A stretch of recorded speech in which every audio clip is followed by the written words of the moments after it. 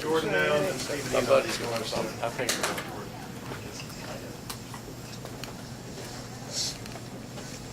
Jordan, seems that you struggled the past couple games, but today you found other ways to score, as the coach just said. What's going through your mind, I guess, when the three-point shot's not falling, but you're stepping up in other ways on the court?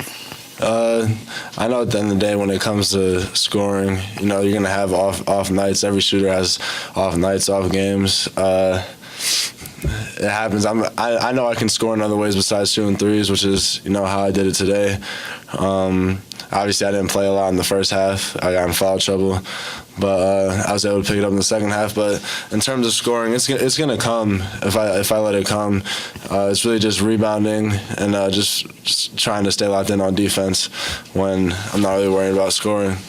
Can you walk me through the no-look pass from CeCe on the dunk? Well, he was telling us to just let's slow down, but I noticed the help was overplaying the left-hand side of the court. So if you see the video, I'm literally going like this the whole time, and he saw me out the corner of his eye and just threw it. And, I had to finish. If I'm calling for it, I got to finish it. So that's what happened.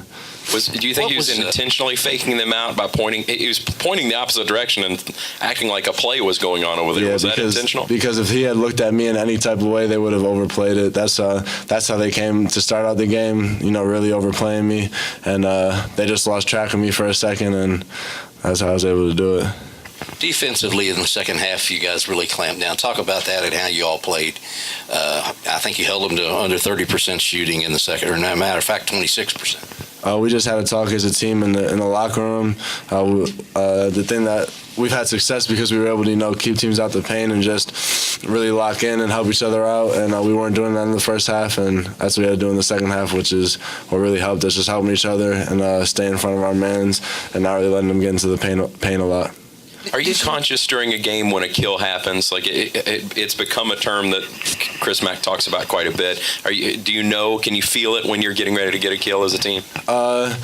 Yeah, I don't necessarily know when it's happening. I know because you'll hear the bench go, one more stop for a kill, one more stop for a kill. But other than that, I'm so locked into the game, I'm not really, worried about the kill. Obviously, I'm worried about getting stops, but in terms of getting kills, I don't really I don't know how many stops in a row we've had, perhaps, until I hear the bench scream one more stop for a kill, and that's when we really try to lock in so we can get it.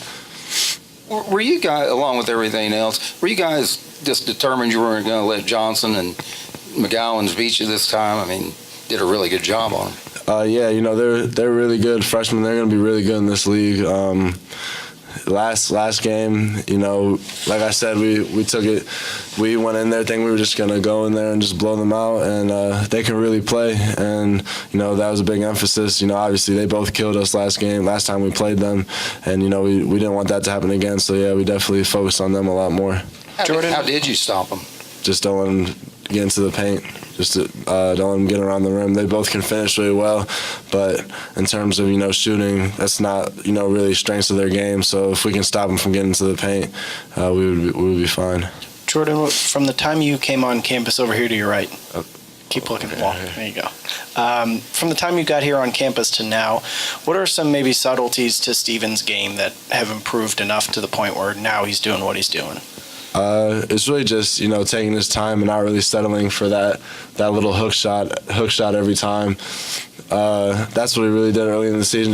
He always wanted to just get right into his hook shot, but now I think he's realizing that he's enormous. So he's getting a lot closer to the rim, and because of that, he's able to finish a lot more plays. There's not a lot of guys in our league that'll be able to block his shot.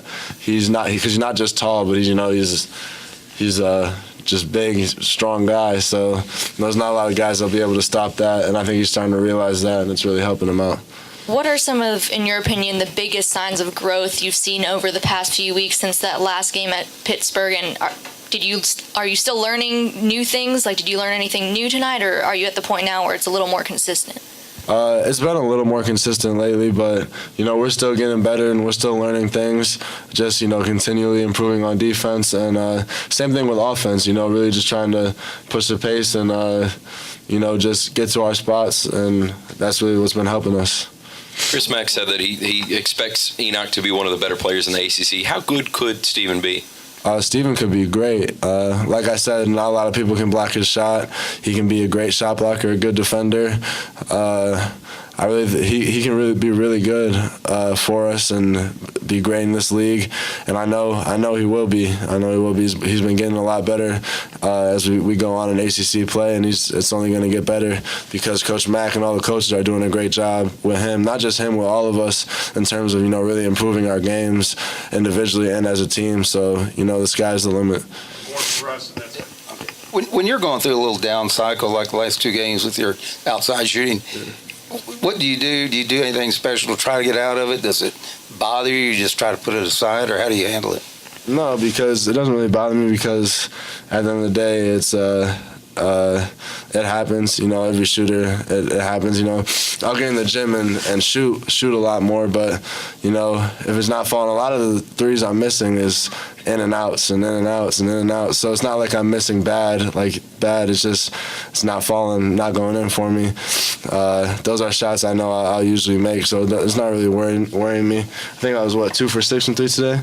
The last 3 I shot was really there was 2 or 3 seconds left on the shot clock, so I would have been 2 for 5. But it happens. I'm sure it'll come back. It's just part of the game. Thank you, Jordan. Good, Steven, in your short.